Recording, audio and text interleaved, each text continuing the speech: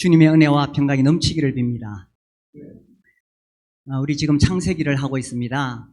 특히 아브라함의 생애를 통해서 신앙생활의 지혜를 배웁니다. 오늘 이제 24장에 왔습니다.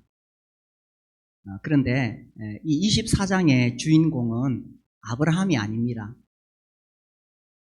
아브라함이 이제 자기 며느리를 맞이하려고, 그러니까 이삭의 아내를 드리려고 늙은 종을 보냅니다. 24장에서 이제 이삭도 나오고 그의 아내가 되는 리브가도 나와요. 그럼 주인공은 누구냐? 제가 쭉 읽어보니까 24장은 아브라함의 늙은 종이 주도적으로 이끌어갑니다. 그래서 우리가 오늘 이 아브라함의 종을 통해서 신앙생활의 지혜를 배울 수가 있습니다. 1절에 보시면 이제 아브라함이 나이가 많아 늙었고 라고 되어 있습니다. 몇 살이냐 하면 140살입니다. 이삭이 40세에 결혼하게 되니까 140살, 나이가 많지요. 그래서 이제 며느리를 구하고 있습니다. 2절에 아브라함이 며느리를 구하기 위해서 이 종을 부르는데 아브라함의 허벅지 밑에 손을 넣고 맹세하라고 이야기합니다.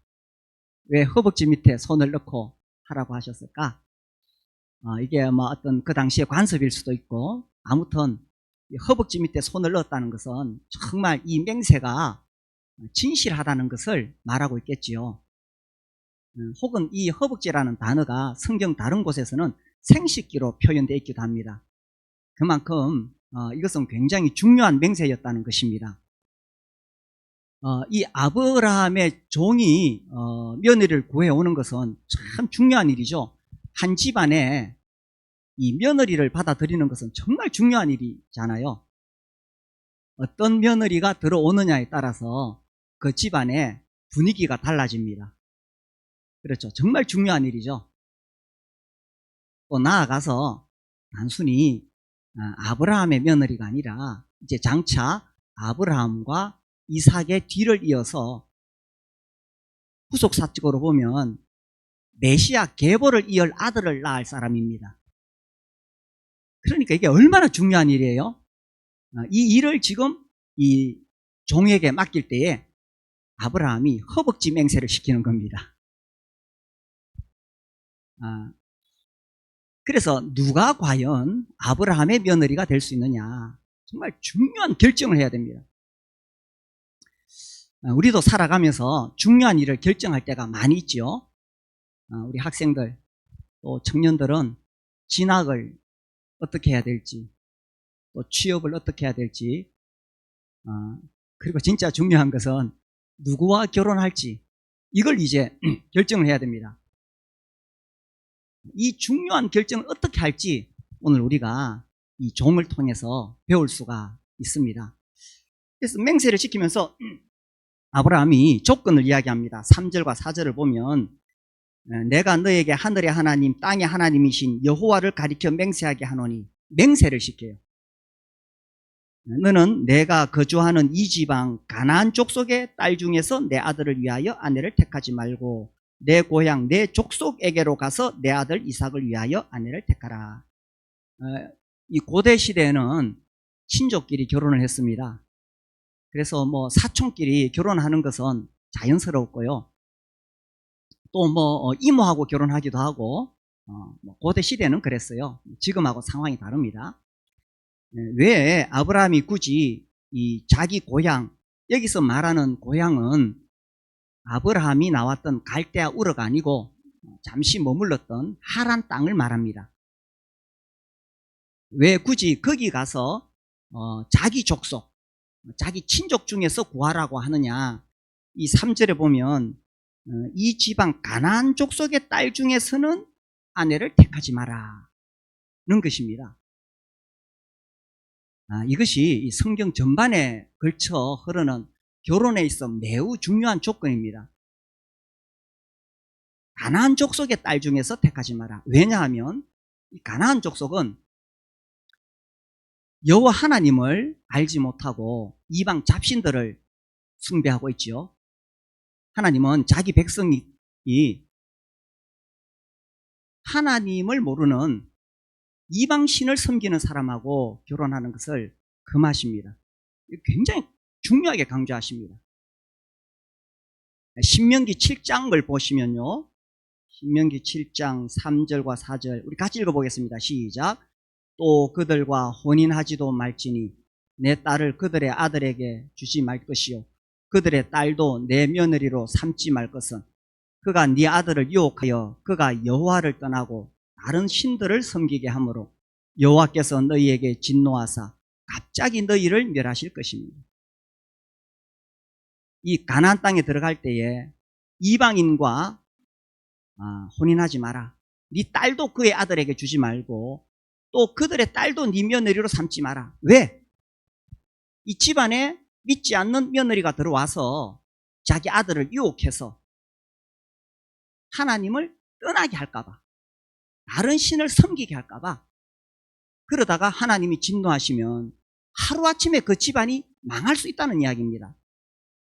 그래서 하나님은 이방 족속과 혼인하지 말라고 아주 강하게 이야기하십니다. 이것은 신약에서도 마찬가지입니다. 누구와 결혼해야 되느냐? 우리 청소년들 누구와 결혼해야 돼요? 내가 늘 두 가지를 이야기하죠. 첫 번째, 남자는 여자와 결혼합니다. 그렇죠? 두 번째, 신자와 신자가 결혼하는 겁니다. 네. 하나님께서는 이 가나안 땅 이방인과 혼인하지 말라고 강하게 이야기하셨어요. 그래서 우리 청소년 청년들이 어려서부터 이것을 계속 배워야 되고, 또 자녀들을 둔 우리 부모님들도 어렸을 때부터 이것을 가르치는 것이 필요하다고 생각이 되어집니다. 자, 그래서 이제 이 종이 하란 땅에 가서 딸들 중에서 며느리를 택하는데, 만약에 그 딸이 지금 아브라함이 살고 있는 이 가나안 땅에 안 오겠다 그러면 어떻게 할 거냐? 그러면 이 아들 이삭을 데리고 그 하란 땅으로 돌아가겠습니까? 이게 5절의 질문입니다. 그래서 종이 그러면 아들 데리고 다시 그 하란 땅으로, 며느리가 사는 땅으로 데려갈까요? 그렇게 물었더니 6절에 그렇게 하지 마라 이렇게 이야기합니다. 그러면서 7절, 이 7절이 중요합니다. 우리 같이 한번 읽어볼까요? 7절 시작. 하늘의 하나님 여호와께서 나를 내 아버지의 집과 내 고향 땅에서 떠나게 하시고 내게 말씀하시며 내게 맹세하여 이르시기를 이 땅을 네 씨에게 주리라 하셨으니 그가 그 사자를 너보다 앞서 보내실지라 네가 거기서 내 아들을 위하여 아내를 택할지니라. 7절 말씀. 내 아들을 그리로 데려가지 마라. 왜? 하나님께서 이 가나안 땅을 나와 내 자손에게 주시겠다고 약속하셨기 때문이다. 이 구약의 복은 땅과 자손입니다. 신약의 복은 다르죠. 신약의 복은 하늘에 속한 신령한 복입니다. 근데 구약에서는 이 땅과 자손이죠. 그래서 하나님께서 아브라함에게 이 땅에 이 자손을 주시겠다고 하셨어요. 여기 재미있는 표현이 나오죠. 이 7절에, 그죠? 내게 말씀하시며 내게 맹세하여 이르시기를. 하나님이 사람에게 맹세할 이유가 뭐 있습니까? 아니, 하나님 말씀하시면 그걸로 됐지. 하나님이 뭐 사람에게 맹세를 해요. 그죠? 근데 이제 이게 22장을 배경으로 하고 있죠. 아브라함이 하나님의 명령에 따라 자기 아들을 번제로 바치게 됩니다. 야, 얼마나 놀라운 순종입니까? 그래서 하나님이 크게 감동하셨어요. 그래서 이제 22장에 이 16절에 보면 하나님께서 아브라함에게 맹세를 하셨어요. 내가 이 땅을 네 자손에게 주겠다. 맹세하셨어요. 너무너무 기분이 좋으셔가지고. 그래서 하나님께서 나에게 이 땅을 주시겠다고 말씀하시고 맹세하셨으므로 내 아들 데리고 그리 가지 마라. 이렇게 이야기하는 거예요. 그러면서 아주 중요한 말을 아브라함이 합니다. 그 7절 후반부에 보면 그가 그 사자를 너보다 어떻게 해요? 앞서 보내실지라. 이것이 아브라함의 믿음이었습니다. 걱정하지 마라. 하나님이 하나님의 사자를 너보다 앞서 보내서 예비하고 계실 것이다. 이런 믿음이 우리에게도 필요합니다. 아브라함은 하나님께서 자기 인생을 이끌어 가시는 것을 보면서 하나님께서 내 인생의 주인이시고 하나님께서 내 발걸음을 인도하시는구나. 그렇다면 이 며느리를 구하는 이 중요한 일에 있어서도 자기는 자기 종을 보내지만 하나님께서 앞서 보내실 것이다. 이런 믿음이 있었던 것입니다. 우리에게도 이런 믿음이 필요합니다. 이 우리 청소년들 또 청년들 뭐 또 나이가 들어도 우리 앞으로의 진로를 생각하면 막연하기도 하고 때로 불안하기도 하지요. 나의 노후는 어떻게 될 것인가 뭐 이런 불안도 있지요. 그런데 이런 믿음이 필요합니다. 하나님이 앞서 그의 사자를 보내실 것이다. 그래서 우리 청소년들, 청년들 진학이나 취업이나 특히 결혼은 너무 중요하죠. 이런 믿음이 필요해요. 하나님께서 앞서 보내실 것이다. 제가 이 말씀을 묵상하면서 또 교회가 떠올랐어요. 앞으로 우리 교회는 어떻게 될 것인가. 정말 우리가 상상도 하지 못하는 그런 시대가 앞으로 열려지게 됩니다. 지난 오후 집회 때 제가 알버트 몰러의 세속화의 폭풍에 대해서 잠시 전했지요. 정말 이 세속화의 물결이 폭풍우처럼 밀려오고 있습니다. 하나님을 거부하는 인본주의 사상이 뭐 학교, 뭐 가정, 교회, 문화에 폭풍우처럼 몰려오고 있습니다. 그리고 지금 이 AI가 얼마나 발전하는지 모릅니다. 아니 그 유튜브에 검색해 보세요. AI 예수님이 나와요. 그 예수님에게 상담을 합니다. 그러면 AI 예수님이 아주 온화한 표정으로 부드러운 말투로 상담해 줍니다. 그것도 성경 구절을 정확하게 인용합니다. 또 부처님 상담도 하더라고요. 자, 이런 AI 시대에 정말 우리가 이 십자가 복음, 창조주 하나님을 어떻게 전할 것인가?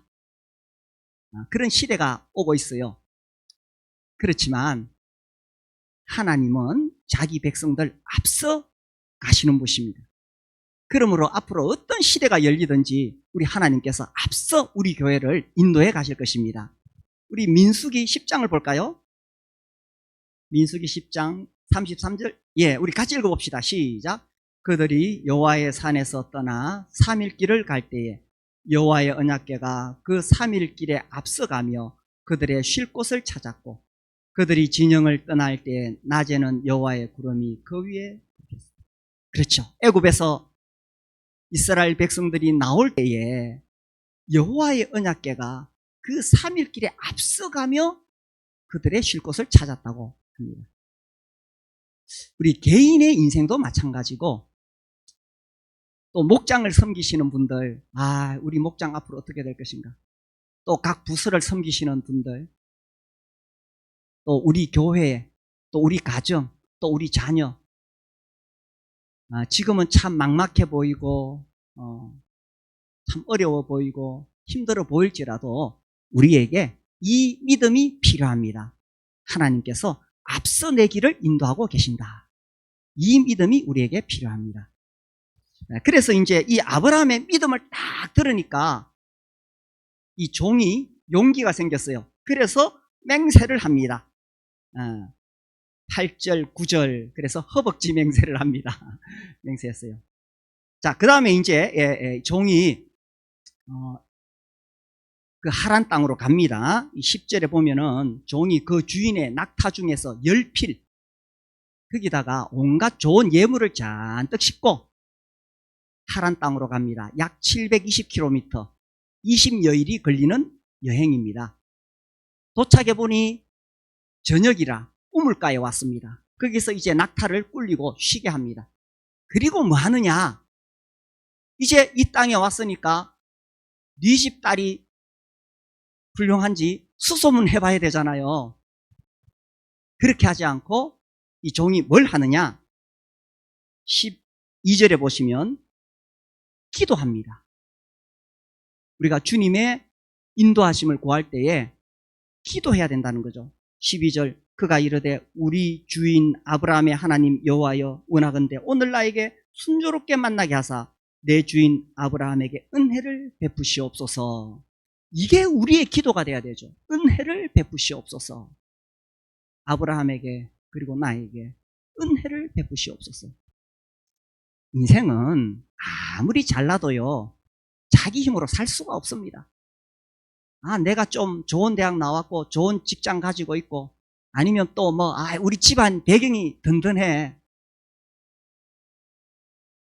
그렇다 할지라도 자기 힘으로 인생을 살 수 없습니다. 젊을 때는 뭔가 내 힘으로 되는 것 같지만 나이 들수록 인생이 참 내 마음대로 안 되는구나 이걸 경험하게 되죠. 그래서 우리에게는 절대적으로 하나님의 은혜가 필요합니다. 그래서 우리가 기도하는 거예요. 기도해야 됩니다. 하나님, 내 인생길에 나의 앞길에 주님께서 인도하여 주십시오. 기도해야 됩니다. 특별히 취업, 진학, 결혼을 앞두고 있는 우리 청년들은 정말 기도해야 됩니다. 기도로 준비해야 돼요. 이 기도가 몸에 배어 있어야 돼요. 다윗의 생애를 보면 그런 것을 알 수 있어요. 다윗은요 순간순간 하나님께 묻습니다. 이 거일라 지방에 들어갈 때도 다윗이 여호와께 묻자와 이르되, 그 다음에 이 블레셋을 쫓아내고 난 다음에도 다윗이 여호와께 다시 묻자와 이르되, 다윗은 계속 하나님께 물었습니다. 그래서 기도하는 거죠. 기도. 이 종이 하나님의 인도하심을 구하면서 기도했습니다. 내 주인 아브라함에게 은혜를 베푸시옵소서. 그러니까 아브라함의 심부름을 왔으니까 아브라함에게 은혜를 베푸시옵소서. 이 말씀 읽으니까 생각나는 이야기가 있는데, 어떤 총각이 결혼을 위해서 기도했어요. 하나님, 저에게 좋은 아내를 주십시오. 예쁜 아내를 주십시오. 계속 기도했는데 응답이 잘 안 와요. 어느 날 목사님 설교를 들으니 자기를 위해서 기도하는 것보다 다른 사람을 위해서 기도하면 하나님이 더 빨리 응답하신다. 그래서 이제 이 총각이 감동을 받았어요. 그래서 이제 그 다음부터 기도가 달라졌어요. 하나님, 우리 엄마에게 예쁜 며느리를 주세요. 좋은 며느리를 주세요. 예, 그래서 이제 이 종은 아브라함에게 은혜를 베푸시옵소서 이렇게 기도했고요. 그러면서 뭘 기도하느냐? 자, 이 기도가 참 지혜로운 기도입니다. 13절부터 보면 성중 사람의 딸들이 물기르러 나오겠사오니 내가 우물 곁에 서 있다가 14절 보세요. 한 소녀에게 이르기를 청하건대 너는 물동이를 기울여 나로 마시게 하라 하리니 그의 대답이 마시라 내가 당신의 낙타에게도 마시게 하리라 하면 그는 주께서 주의 종 이삭을 위하여 정하신 자라. 이로 말미암아 주께서 내 주인에게 은혜 베푸심을 내가 알겠나이다. 지금 이게 목이 말라가지고 있는데 이제 물 길러러 온 처녀에게 아가씨에게 그건 나에게 좀 물 좀 달라. 그러면 보통 아가씨들은 당연히 물을 주죠. 근데 거기서 끝나지 않고 낙타에게도 물을 길러 주겠다 하면 이 처녀가 바로 아브라함의 며느리감이다. 이렇게 알겠다는 거예요. 이 종이 기도한 것이 무슨 신비한 표적을 구한 게 아닙니다. 아브라함의 며느리의 자격으로 가장 중요한 것이 뭐냐? 정말 뭔가 필요한 사람들을 채우고 섬기는 그런 사람이어야 되겠다 하는 거죠. 지금 보니까 이 노인이 막 이렇게 여행에 지쳐 있는 거 얼굴에 쓰여 있겠죠? 그 가나안 땅에서 여기까지 한 20일 동안 데리고 왔으니, 그리고 그 낙타들 보세요. 참 지쳐가지고 막 헉헉 하고 있는 게 보이잖아요? 이런 거 볼 수 있어야 돼요. 너무 그냥 못 보고 지나가도 안 되고, 또 보고서도 귀찮고 힘들다고 그냥 가는 여자는 안 돼요. 딱 보고 뭐가 필요한지를 딱 찾아내고 그 필요를 채워주는 사람, 그래서 기꺼이 섬기는 사람, 그 사람이 아브라함의 며느리감인 것입니다. 그래서 이 종이 가장 중요하게 생각했던 것은 스펙이 아니었습니다. 학벌이나 직장이나 이런 것이 아니었어요. 섬기는 성품이었습니다. 성품이 가장 중요하죠. 결혼에 있어서. 그 성품은 특별히 섬기는 성품이죠. 우리 주님도 섬기러 오신 분이시잖아요. 그래서 섬기는 사람이 주님 닮은 사람이고 그런 사람이 자격이 있는 거예요. 어제 아래 우리 이제 여름 성경학교 하는데 얼마나 많은 행사가 있는지 일이 있는지 모릅니다. 형제님이 그런 이야기를 했어요. 교회는 뭐 말 잘하는 사람보다 노가다 하는 사람이 필요합니다. 그렇죠. 이렇게 와서 몸으로 섬기고 이런 사람이 필요합니다. 주님을 닮은 사람이. 그런 아가씨가 아브라함의 며느리감이 되는 거예요. 그래서 이제 이 아브라함이 그렇게 간절히 기도했습니다. 하나님, 이런 아가씨를 만나게 해주십시오. 참 지혜로운 기도죠. 그래서 우리가 기도도 좀 더 구체적이고 실질적으로 할 수 있다면 참 좋겠죠. 근데 때로는 어떻게 기도해야 될지 잘 모를 때도 있습니다. 그때는 하나님께 지혜를 구하면 됩니다. 후히 주시고 꾸짖지 아니하시는 하나님께 지혜를 구하면 됩니다. 하나님, 내가 어떻게 기도할까요? 그렇게 해서 주님 앞에 기도로 구하는 거지요. 우리의 인생이 내가 잘났다고 내 능력으로 살 수가 없습니다. 그래서 하나님의 절대적인 은혜가 필요하고 특별히 중요한 일을 결정하게 될 때에 하나님의 인도하심을 구하는 기도가 필요합니다. 우리 잠언 16장 9절 말씀 볼까요? 같이 읽어봅시다. 시작. 사람이 마음으로 자기의 길을 계획할지라도 그의 걸음을 인도하시는 이는 여호와시니라. 우리 살아오면서 얼마나 많은 계획을 세워봤습니까? 그런데 내 뜻대로 안 되는 것이 인생입니다. 나의 발걸음을 인도하시는 분은 하나님이시죠. 그래서 우리가 기도해야 됩니다. 이 아브라함의 종을 통해서 우리가 이런 기도하는 믿음을 배워야 됩니다. 하나님, 나의 인생길을 인도해 주십시오. 주님, 제가 어떻게 할까요? 이 중요한 일에 있어서 제가 어떻게 결정해야 될지 잘 모르겠습니다. 하나님, 은혜를 베푸시옵소서. 기도하고 기도하면서 하나님의 인도하심을 구해야 됩니다. 기도 안 하다가 보면은 우리는 자꾸 내 생각, 나의 판단을 의지하기 쉽습니다. 내가 경험으로 뭔가를 하기 쉽습니다. 그리고 세상적으로 따지고 계산하기 쉽습니다. 또 주님이 인도하셔서 주님이 기회를 주시는데도 못 알아보고 놓칠 수가 있습니다. 그러나 늘 기도하고 기도하면서 구하는 사람은 주님이 기회를 주실 때 이게 주님이 주신 것이구나 하고 딱 잡을 수가 있습니다. 그래서 중요한 일을 결정하기 위해서 늘 기도로 준비하고 있어야 됩니다. 자, 세 번째로 이제 그 리브가가 어떻게 반응했느냐. 이제 15절에 보니까 이 종이 기도하고 있을 때에 그때 바로 한 아가씨가 나타났어요. 리브가죠. 리브가가 나타나가지고 물동이를 어깨에 메고 왔네요. 우리나라하고 다르네. 우리는 머리에 이는데 어깨에 이고 여기 15절에 어깨에 이고 나왔습니다.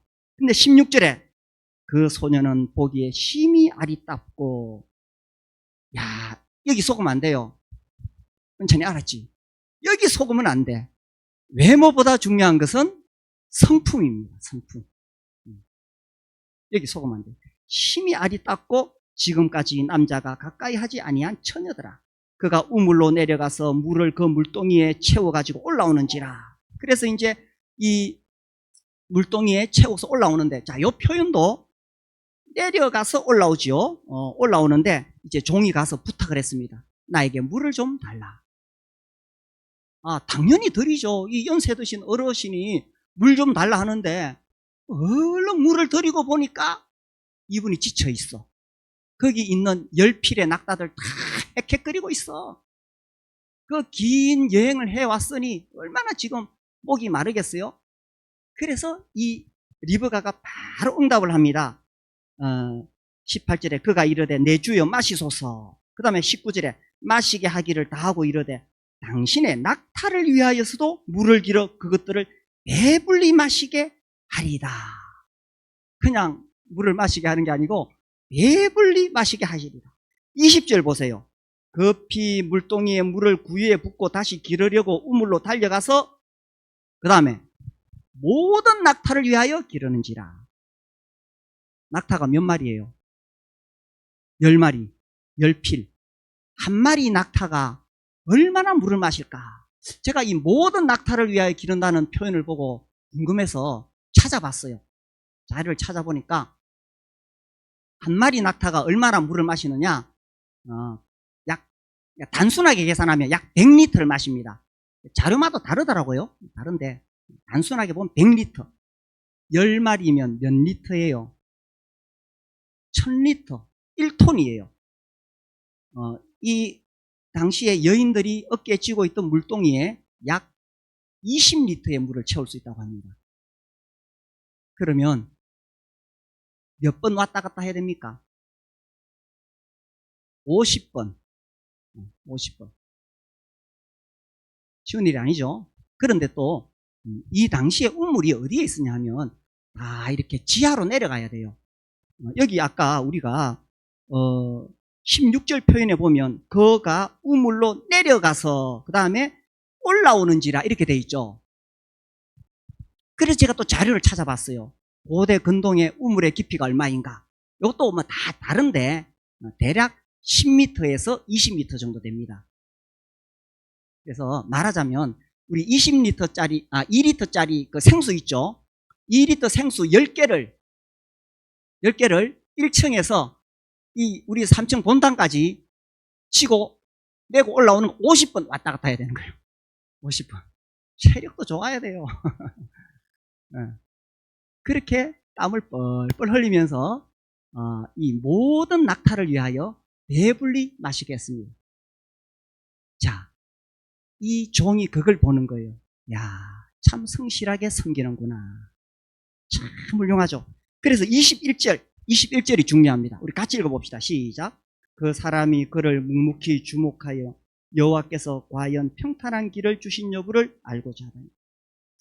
그 사람이 그를 묵묵히 주목하며, 우리 청소년, 청년들 이거 알아야 됩니다. 어른들은 이렇게 다 여러분들 지켜보고 있습니다. 어떻게 섬기는가. 다 보고 있다가 나중에 점을 찍습니다. 자, 더 중요한 게 뭐냐 하면 이 종이 여호와께서 과연 평탄한 길을 주신 여부를 알고자 하더니, 이 종의 중심에는 뭐가 있으냐면 하나님의 인도하심을 받고자 하는 것이었어요. 지금 단순히 자기가 뭘 평가하고 뭐 따지고 그것보다는 하나님이 지금 이 일을 하고 계시는가, 이걸 지켜받는 거예요. 우리가 인생에서 중요한 일을 결정하려고 할 때 너무 세상적인 계산하면은 이게 이제 내가 주도적이 되고 내 인생을 사는 거예요. 그게 아니고 정말 하나님이 내 인생의 주인이시고 하나님이 내 인생의 발걸음을 인도하신다는 것을 믿는다면 하나님의 인도하심을 분별하는 것이 더 중요하다는 사실입니다. 이것이 이 종에게는 몸에 배어 있습니다. 몸에 배어 있어요. 그래서 이제 하나님이 과연 보내신 딸이 맞는가 싶어서 물어봤습니다. 물어보니까 이제 버두엘의 딸이라. 그러니까 나홀이 밀가에서 낳은 아들 버두엘의 딸이라. 그러니까 나홀이 누구냐 하면 아브라함의 동생이거든. 고대 시대에는 친족끼리 결혼했어요. 그죠? 지금하고 상황이 다릅니다. 그리고 아브라함이 원한 것도 친족 중에서 딸을 데려오는 거예요. 그래 딱 들어보니까 이게 다 맞는 거예요. 아브라함의 동생의 집안이고, 그리고 그 섬기는 모습을 봐도 너무 아름답고, 또 자기가 기도한 대로 다 이루어지고, 야, 이건 정말 하나님이 하신 일이다. 그래서 이제 26절 보세요. 예, 그 사람이 머리를 숙여 여호와께 경배하고. 이것이 종의 모습이었습니다. 그는 처음부터 하나님께 기도했지요. 은혜를 베푸시옵소서.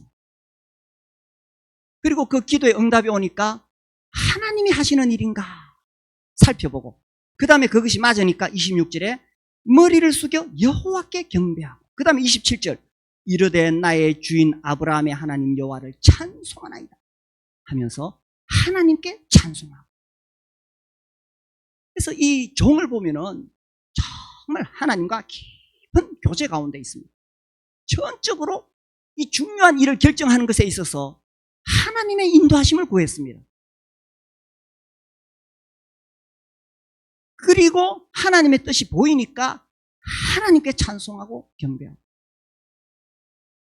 그리고 이제 이 딸을 바로 데리고 못 가잖아요. 그 부모님 허락을 받아야 되잖아요. 그래서 이제 이 리브가의 오빠도 오고 버두엘도 만납니다. 그 아빠도 만납니다. 그래 만나가지고 이제 이 종이 쭉 설명을 합니다. 그 설명하는 내용이 이제 그 28절부터 그 밑에 쭉 나와요. 예, 그동안에 다 읽었는데 오늘은 이제 덜 읽은 거는 이 내용이 중복되기도 하고. 예. 그래서 이제 그 설명하는 이야기를 보면요, 같은 사건도 어떤 관점에서 말하느냐에 따라 다르잖아요. 이 내용을 읽어보면 이 종은 전적으로 하나님이 어떻게 하셨는가를 설명하고 있습니다. 내가 뭐 이렇게 와가지고 내가 이래 해보니 내가 이래 되었습니다가 아니에요. 자기가 주인인 사람은 어떤 기도 응답을 받고도 간증할 때 은근히 자기를 드러냅니다. 그러나 하나님이 주인인 사람은 간증을 해도 전적으로 하나님의 영광을 드러냅니다. 그래서 이 종은 하나님이 어떻게 하시는가를 이야기합니다. 우리는 하나님이 어떻게 하시는가를 들으면 마음속에 하나님을 찬양하는 화답이 옵니다. 근데 내가 이렇게 했다 하는 거 들으면은 조금 거부감을 느끼죠. 이 종은 하나님이 어떻게 하시는가를 쭉 설명을 해요. 그리고 48절 내 주인 아브라함의 하나님 여호와께서 나를 바른 길로 인도하사 나의 주인의 동생의 딸을 그의 아내를 위하여 택하게 하셨으므로 내가 머리를 숙이고 그에게 경배하고 찬송하였나이다. 그 이야기를 마무리하면서 하나님이 이렇게 하셨으므로 내가 하나님께 경배하고 머리를 숙였습니다. 자, 이 이야기를 들으니까 이제 그 리브가의 오빠와 아버지가 무슨 말을 하겠어요? 하나님이 하셨다고 하는데, 아이고 하나님이 하셨다고 하니 우리 애가 가부를 결정할 수 없습니다. 데려가시오. 그러니까 52절 보세요. 52절 아브라함의 종이 그들의 말을 듣고 또 어떻게 합니까? 땅에 엎드려 여호와께 절하고. 그러니까 이 종이야말로 정말 영성이 깊은 사람입니다.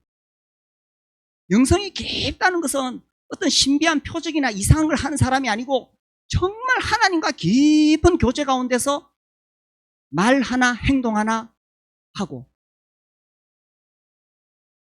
또 하나님께 영광을 돌리고 간절하게 하나님의 뜻을 구하고 하나님 중심으로 살아가는 사람이죠.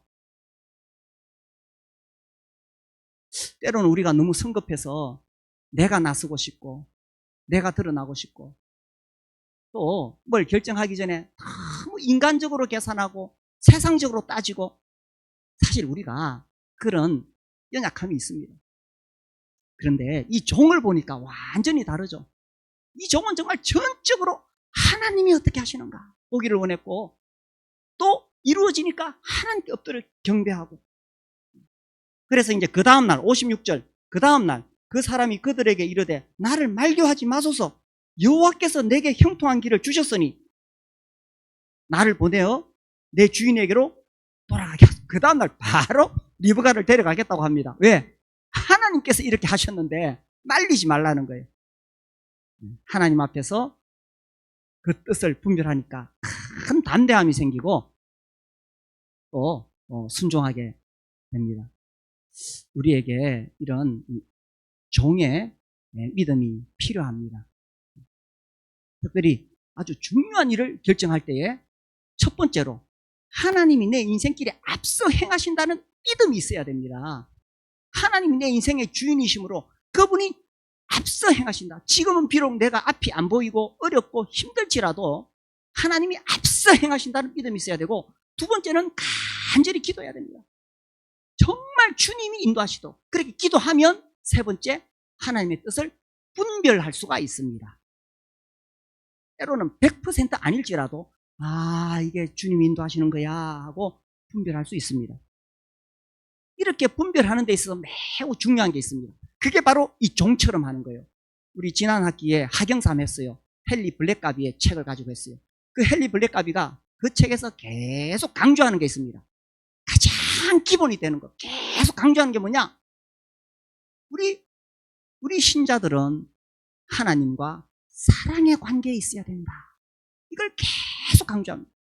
우리가 하나님과 사랑의 관계, 하나님과의 깊은 교제 가운데 있을 때에 우리가 하나님의 음성을 들을 수 있고, 하나님의 뜻을 분별할 수 있고, 하나님의 인도하심을 받을 수 있다는 사실입니다.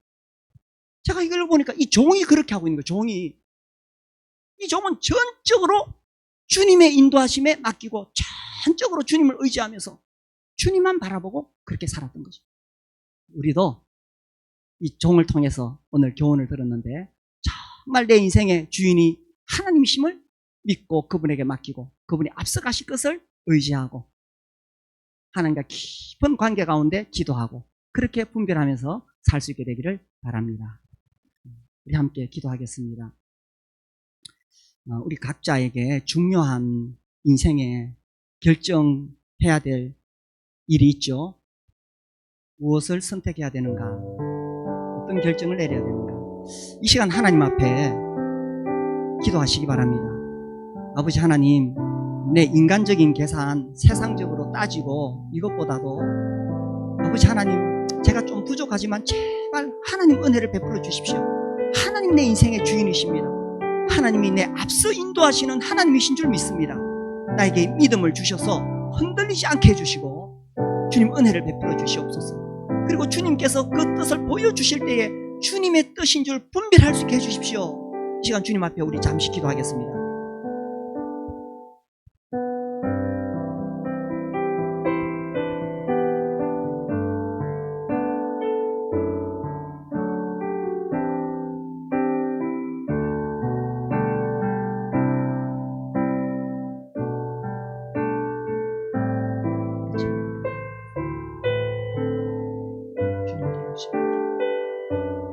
아버지 하나님, 내 인생의 주인이 내가 아니고 하나님이심을 믿습니다. 내 인생의 주도권을 하나님께 맡겨드립니다. 주님께서 나를 사랑하심으로 내 앞서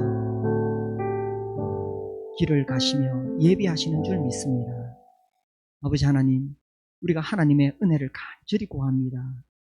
어떤 것을 선택할지, 어떻게 결정할지 주님께서 지혜를 주시고 은혜를 베풀어 주시옵소서. 주님의 뜻을 잘 분별할 수 있는 분별력을 주시옵소서.